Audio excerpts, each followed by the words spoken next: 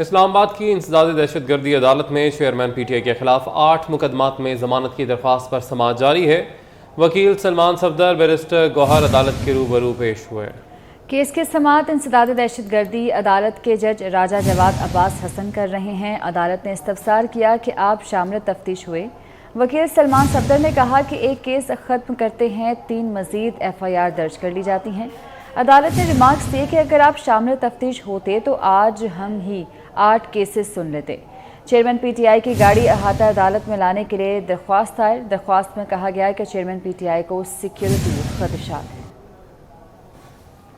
मज़ीद अहवाल जानते हैं समात का। तैयब सैफ हमारे साथ मौजूद हैं। जी तैयब, बताइएगा।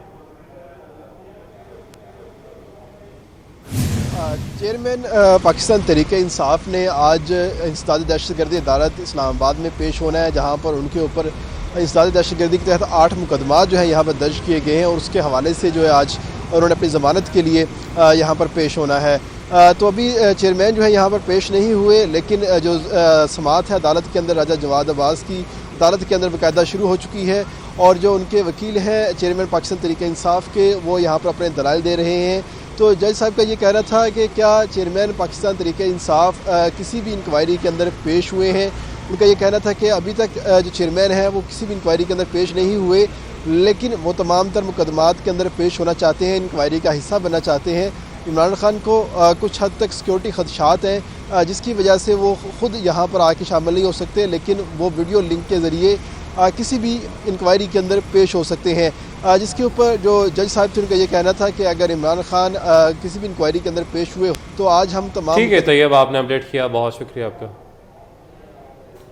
आगे बढ़े और आपको बताएं कि इस्लामाबाद हाई कोर्ट में अहाता अदालत से चेयरमैन तहरीक इंसाफ की गिरफ्तारी पर तौहीन अदालत का केस IG इस्लामाबाद पुलिस और सेक्रेटरी दाखिला अदालत में पेश हुए।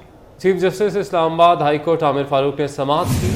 चीफ जस्टिस ने रिमार्क्स दिए कि चेयरमैन PTI के केसेस के साथ ही 2 बजे ये भी सुनेंगे। अदालत ने तौहीन अदालत केस की समाअत में 2 बजे तक वक्फा कर दिया है। Supreme court practice and procedure act के खिलाफ केस बेंच के दम दस्तयाबी के बायस समाअत मुलतवी होने का इम्कान है। कमरा अदालत नंबर 1 में 8 की बजाय 7 जजेस की कुर्सियां लगाई गई हैं। ज़राए के मुताबिक 8 रुकनी लार्जर बेंच में शामिल जस्टिस शाहिद वहीद अलील हैं। तो अपडेट कर रहे हैं आपको। Supreme court practice and procedure act के खिलाफ केस बेंच के दम दस्तयाबी के बायस समाअत मुलतवी होने का इम्कान है। कमरा अदालत नंबर 1 में 8 के बजाय 7 जजेस की कुर्सियां लगाई गई हैं। ज़राए के मुताबिक 8 रुकनी लार्जर बेंच में शामिल जस्टिस शाहिद वहीद अलील हैं। और ख़बर है कि खदीजा शाह समेत दीगर ख़वातीन को इंसदाद दहशतगर्दी अदालत में पेश कर दिया गया है। अदालत ने ख़वातीन के जिस्मानी रिमांड की इस्तदा मुस्तरद कर दी। अदालत ने खदीजा शाह और दीगर ख़वातीन को 14 रोज़ा जुडिशल रिमांड पर जेल भिजवाने का हुक्म दिया है। खदीजा शाह समेत दीगर ख़वातीन को इंसदाद दहशतगर्दी अदालत में पेश किया गया है। जमालुद्दीन जमाली से तफसीलात जानते हैं। जी बताइएगा जमालुद्दीन। जी बिल्कुल, 13 खवातीन को दहशतगर्दी अदालत में पेश किया गया है। खवातीन को 5 रोज़ा जिस्मानी रिमांड मुकम्मल होने पर अदालत में लाया गया था।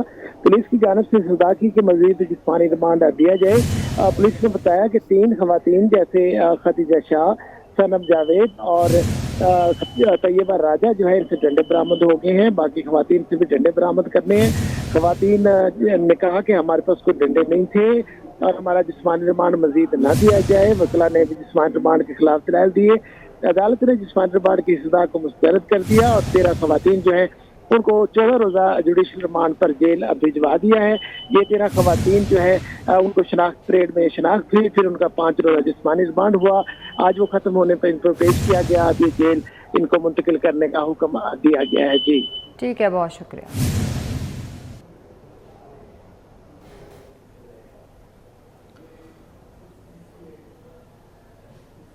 आमदन से जायद एहसासाजात केस फरागोगी और उनके शौहर एहसन जमील गुजर की नैब में तलबी। फरागोगी और उनके शौहर की जानिब से नैब के तलब करने पर जवाब तैयार कर लिया गया। फरा खान और उनके शौहर की जानिब से आज जवाब नैब में दाखिल कराया जाएगा। आमदन से जायद एहसासाजात केस फरागोगी और उनके शौहर एहसन जमील गुजर की नैब में तलबी। फरागोगी और उनके शौहर की जानिब से नैब के तलब करने पर जवाब तैयार कर लिया गया है। अब आपको बताएं कि आइंदा माली साल का बजट कल पेश किया जाएगा। ज़राए के मुताबिक बजट का हजम 13 से 14 हज़ार अरब रुपए से जायद होगा। FBI ने टैक्स वसूली का हदफ 9,200 अरब रुपए से जायद मुकर्रर करने की तजवीज़ दी है। सरकारी मुलाजमीन की तनख्वाहों में 20 से 30% और पेंशन में 20% इजाफे का इम्कान है। मजीद बता रहे हैं हमारे नुमाइंदे वकास अजीम। जी वकास। जी, आइंदा माली साल का वफाकी बजट कल पेश किया जाएगा और वजीर खजाना इसहाक डार कल कौमी असम्बली के इजलास के दौरान आइंदा माली साल का बजट पेश करेंगे। आइंदा माली साल के बजट का जो हजम होगा वो तकरीबन 13,000 अरब रुपए से लेकर 14,000 अरब रुपए हो सकता है और अगले माली साल भी पाकिस्तान को तकरीबन 6,500 अरब रुपए से लेकर 7,000 अरब रुपए तक के खसारे का सामना करना पड़ सकता है, क्योंकि पाकिस्तान की जो कुल आमदन है उसका तखमीना तकरीबन 12,000 अरब रुपए के लगभग लगाया जा रहा है, जबकि इसकी जो अखराजात होंगे वो 17,000 अरब रुपए से तजावुज कर जाएंगे। इस तरह अगले माली साल के दौरान भी पाकिस्तान को कर्जों और सूद की अदायगी के लिए सबसे ज्यादा 7,500 अरब रुपए खर्च करने होंगे। इसके साथ साथ जो PSDP है उसके लिए 1,150 अरब रुपए का खर्चा किया जाएगा, जिसमें वफाक का जो PSDP है वो 950 अरब रुपए होगा। इसके साथ साथ FBR का जो हदफ है टैक्सों का वो 9,200 अरब रुपए से जायद मुकर्रर करने की तजवीज दी गई है, जिसमें से सूबों को तकरीबन 5,500 अरब रुपए से जायद के फंड्स मुंतकिल हो जाएंगे।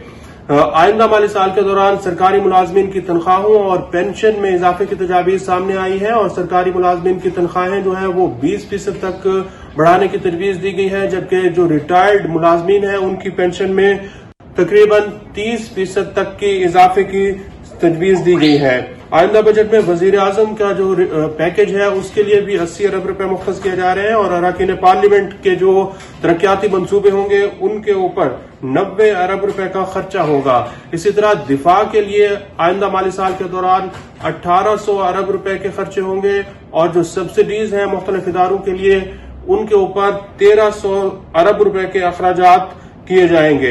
ये वफाकी बजट कल वजीर खजाना इसहाक असम्बली के इजलास के दौरान पेश करेंगे।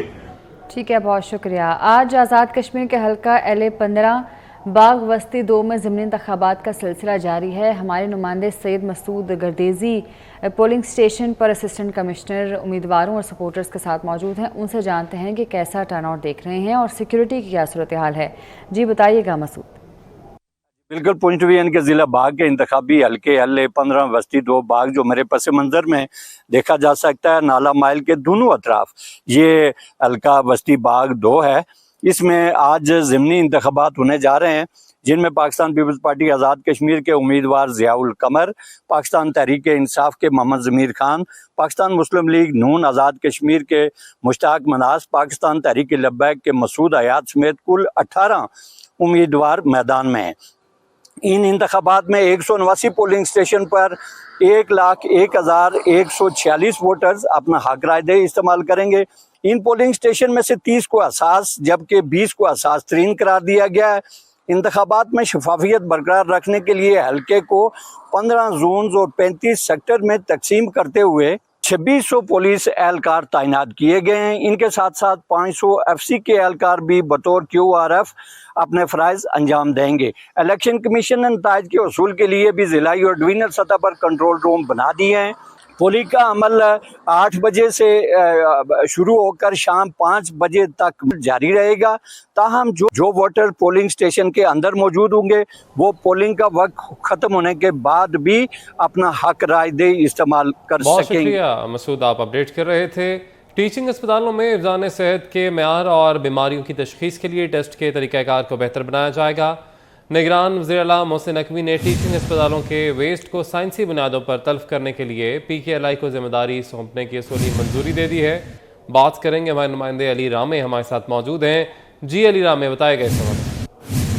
बिल्कुल, टीचिंग अस्पतालों में हिफ़्ज़ान सेहत के मेयार और बीमारियों की तशख़ीस के लिए जो टेस्ट के तरीक़ाकार है उसको मज़ीद बेहतर बनाने के लिए वज़ीर आला पंजाब ने हदायत जो है वो जारी किए हैं और इसके साथ ही टीचिंग अस्पतालों में वेस्ट को साइंसी बुनियादों पर तलब करने के लिए PKLI को जिम्मेदारी जो है वो सौंपने की असूली मंजूरी दे दी गई और इसमें साथ ही PKLI इंतजामिया को दीगर अस्पतालों का वेस्ट तलब करने और उसकी इस्तेदादकार में इजाफे का प्लान वो मुरतब करने की हदायत जो है वो दी गई, ताकि दीगर हॉस्पिटल्स का जो वेस्ट है उसको PKLI में जरूरी मशीनरी और अफरादी कुव्वत के साथ जो है वो इंतजाम मुकम्मल करने की हदायत वो भी जारी कर दी गई है। तो साथ ही टीचिंग अस्पतालों में 50 बुनियादी टेस्टों के अलावा दीगर टेस्टों को PKLI के लैब से कराने का निज़ाम जो है वज़ा करने की हदायत जारी की।